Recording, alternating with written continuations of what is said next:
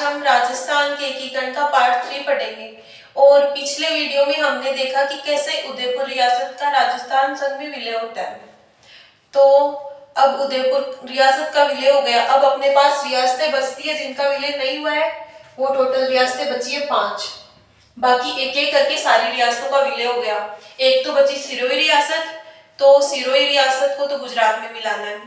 बाद में रियासत बची जयपुर, जोधपुर, बीकानेर और जैसलमेर। तो इनमें से 3 तो ऐसी है जो निर्धारित मापदंड थे उनके अनुसार स्वतंत्र रह सकती है। एक है जैसलमेर रियासत। तो जैसलमेर रियासत का ये है कि जिधर जोधपुर जाएगा उधर हम चले जाएंगे। तो भारत सरकार क्या थी, वो सोच ही रही थी कि इन रियासतों को कैसे भी करके किधर भी मिलाया जाए। तो देखो, बीकानेर, जैसलमेर और जोधपुर ये 3 है। तो ये तीनों रियासतें पाकिस्तान के साथ सीमा बनाती है। और ऐसे में इधर एक तो रेगिस्तानी एरिया, अनुपजाऊ मिट्टी और संचार और यातायात का भी अधिक सुविधाएं नहीं है। तो ऐसे में भारत सरकार सोच रही थी कि हम इनको काठियावाड़ में मिला के एक अलग से केंद्र शासित प्रदेश बनाते, तो इससे क्या होगा, इसका अधिक विकास कर सकेंगे हम। लेकिन यहाँ की जनता चाह रही थी कि हमें राजस्थान संघ में ही मिलाया जाए। तो इतने में क्या होता है, एक अपने है राम मनोहर लोहिया। राम मनोहर लोहिया ये क्या करते हैं, एक समिति बनाते हैं। राम मनोहर लोहिया एक समिति बनाते हैं, राजस्थान आंदोलन समिति। राजस्थान आंदोलन समिति। और इस समिति के अंदर ये मांग रखते हैं कि ये जो रियासतें बची है, 4 तो ये रियासत और एक मत्स्य प्रांत, इन सबको राजस्थान संघ में मिला दिया जाए। इस समिति के माध्यम से एक मांग रखते हैं। फिर भारत सरकार ने भी इन पर विचार विमर्श करना शुरू कर दिया। तो ऐसे में 11 जनवरी 1949 को वीपी मेनन साहब जयपुर आते हैं। और जयपुर आके वो मिलते हैं महाराजा सवाई मानसिंह द्वितीय से। और उनके एक मंत्री थे कृष्णामाचारी।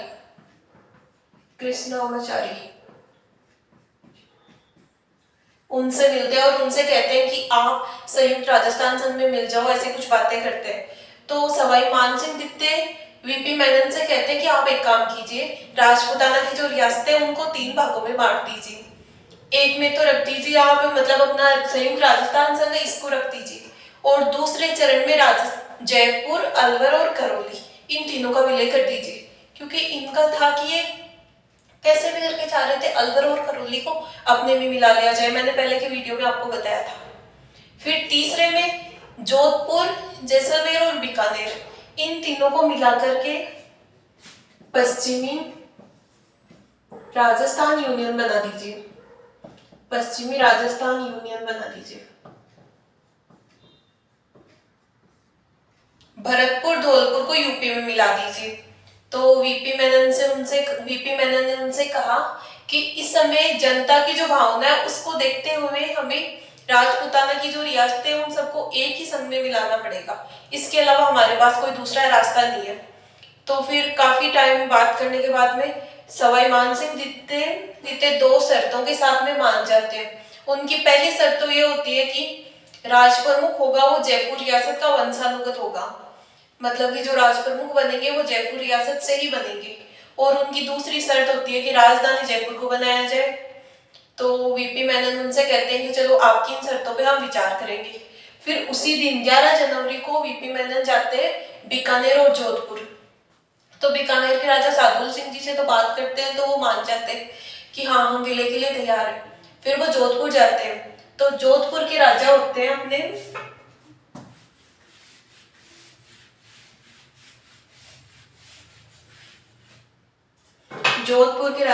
हनुमान सिंह जी।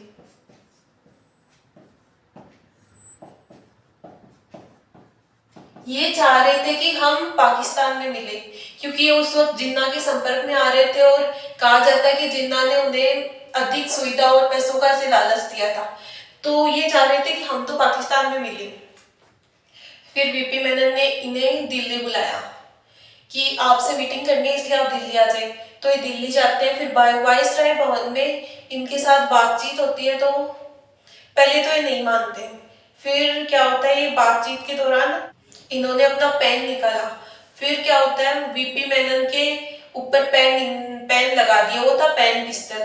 तो इतने में माउंटबेटन वहां जाते हैं और माउंटबेटन हनुमान सिंह जी को कैसे भी करके मना लेते हैं, क्योंकि उस वक्त माउंटबेटन की अपनी रियासतों के राजाओं के ऊपर बहुत अच्छी पकड़ थी।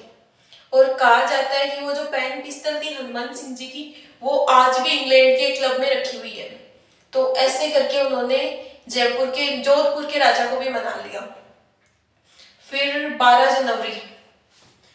जनवरी को अपने वीपी मेनन जी जाते हैं उदयपुर, और उदयपुर के महाराणा भोपाल सिंह जी से ये बात करते हैं कि हम ऐसे कुछ करके वृहद राजस्थान में बनाना चाहते हैं। तो महाराणा भोपाल सिंह जी ने इसकी स्वीकृति देती। फिर 14 जनवरी 1949 को सरदार वल्लभ भाई पटेल एक उदयपुर की एक जनसभा को संबोधित करते हुए ये घोषणा करते हैं कि हम वृहद राजस्थान संघ बनाएंगे। तो 14 जनवरी को सरदार वल्लभ भाई पटेल ये घोषणा करते हैं। फिर ये बातचीत आगे चल ही रही थी। तो अब अपन चलते चौथा चरण पढ़ते हैं।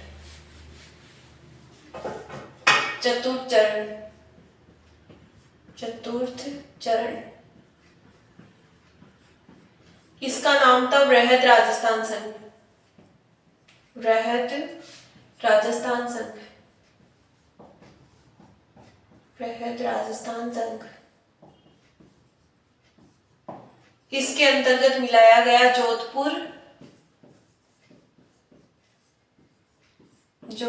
जयपुर, बीकानेर और एक जैसलमेर, इनको मिलाया गया।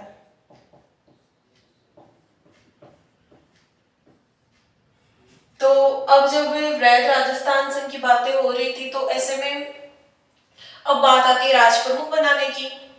तो राज प्रमुख बनाने की बात आई तो अब देखिए, महाराणा भोपाल सिंह उस वक्त राज प्रमुख थे। तो ऐसे में महाराणा राज भोपाल सिंह जी को हटा के सवाई मान सिंह द्वितीय को राज प्रमुख बनाना था। तो उन्होंने भोपाल सिंह जी को समझाया कि इस वक्त आपकी हालत भी कुछ सही नहीं है। कहा जाता है उस वक्त उनकी तबीयत इतनी सही नहीं रहती थी। तो उनसे कहा कि अब आप आपको राज प्रमुख से भी ऊपर की पोस्ट दी जाएगी। तो महाराज प्रमुख की पोस्ट दी गई। महाराज प्रमुख ये एक अलग से पद बनाया गया और ये दिया गया महाराणा भोपाल सिंह जी को।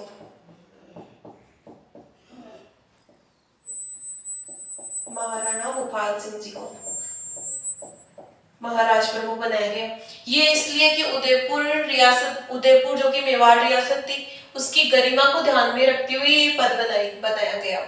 फिर राज प्रमुख, तो राज प्रमुख बना दिया गया अपने सवाई मानसिंह द्वितीय को। सवाई मानसिंह द्वितीय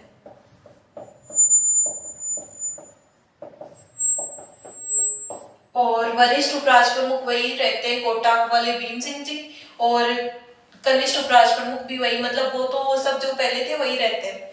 फिर अब बात आती है राजधानी की, कि राजधानी कहाँ बनाई जाए।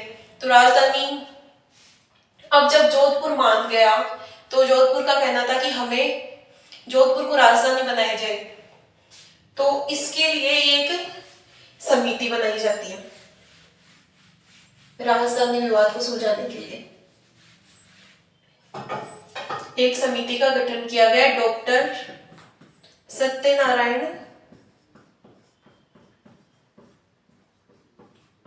राव समिति।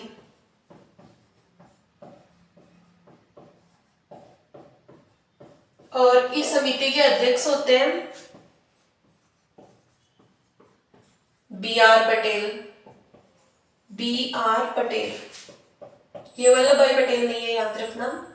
और सदस्य होते हैं इसके टीसी पुरी और SR सिन्हा।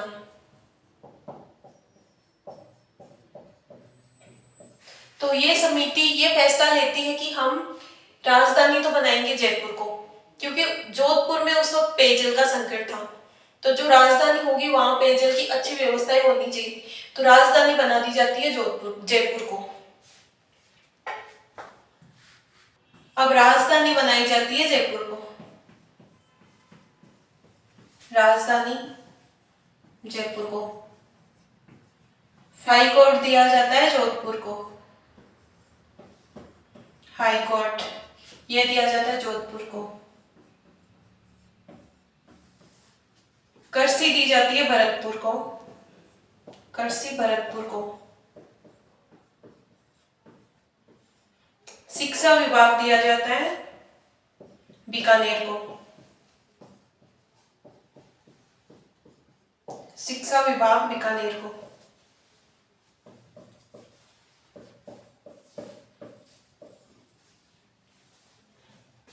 वन्य एवं सहकारी समिति, वन्य एवं सहकारी विभाग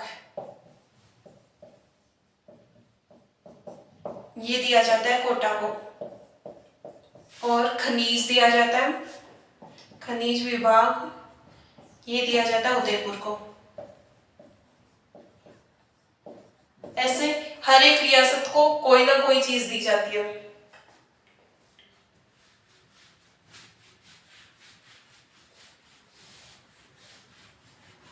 अब देखते हैं कि उद्घाटन होता कब है। तो जयपुर के अंदर, जयपुर में 30 मार्च 1949 को उद्घाटन होता है। उद्घाटन करता है सरदार वल्लभ भाई पटेल, सरदार वल्लभ भाई पटेल।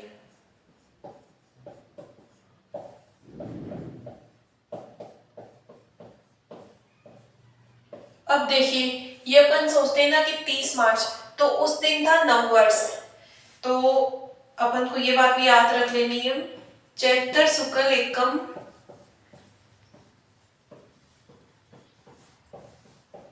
एकम 2006 ये था। अगर हिंदी वर्ष के अनुसार देखा जाए तो ये था उस दिन।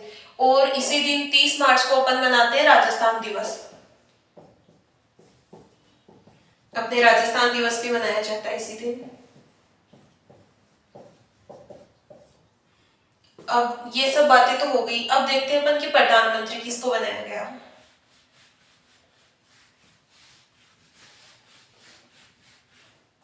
प्रधानमंत्री,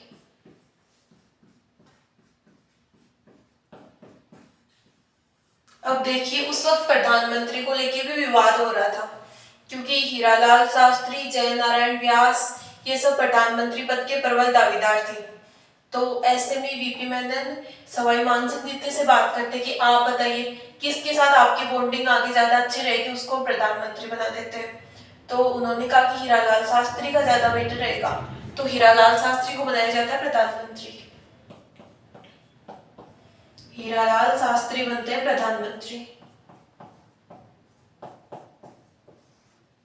ऐसे करके चतुर्थ चरण में वृहद राजस्थान संघ होता है। तो इसमें 4 रियासतों को मिला दिया गया, जयपुर, जोधपुर, बीकानेर और जैसलमेर, इनको चौथे चरण में मिला दिया गया। अब आता है अपना 5वां चरण, पंचम चरण।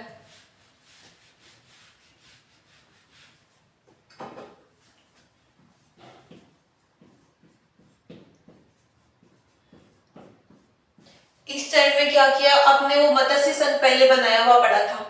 तो उस वक्त मत्स्य संघ में ऐसी कंडीशन हो गई थी कि भरतपुर, धौलपुर जो थे वो मांग कर रहे थे कि हमें यूपी में मिलाया जाए। तो 5वें चरण में इनको ही वृहद राजस्थान संघ में मिलाया गया। तो अलवर और करौली का तो ये था कि हाँ हम तो तैयार है राजस्थान संघ में इधर मिलने के लिए, पर भरतपुर और धौलपुर चाह रहे थे कि हमें यूपी में मिलाया जाए। तो इसके लिए फिर एक समिति बनाई गई। समिति है डॉक्टर शंकर देव राव समिति, शंकर देव राव समिति।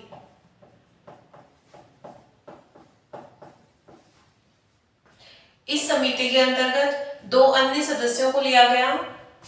एक तो थे प्रभुदयाल और दूसरे थे आर के सिद्धवा।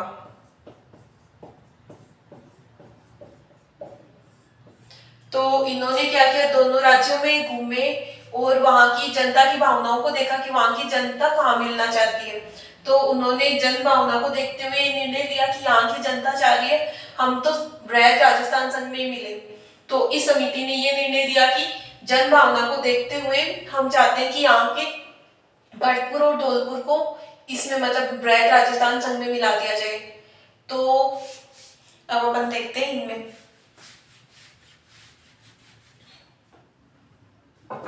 मत्स्य संघ। पहले इसका नाम देखते हैं। तो इसका नाम है संयुक्त वृहद राजस्थान संघ। संयुक्त वृहद राजस्थान संघ। राजस्थान संघ। इसमें एक तो मत्स्य संघ और पूरा आ गया वृहद राजस्थान संघ। वृहद राजस्थान संघ। इसमें वैसे उद्घाटन वगैरह तो कुछ करना नहीं था क्योंकि इनमें तो इन दोनों को एक ही तो किया था ना। तो ये हुआ 15 मई 1949 को। ऐसे करके 5वां चरण पूरा होता है। अब राजस्थान की लगभग हर रियासत का विलय हो गया, एक सिरोही रियासत बची। तो सिरोही रियासत का छठे चरण में पढ़ेंगे, ये अपन कल पढ़ेंगे। Thank you.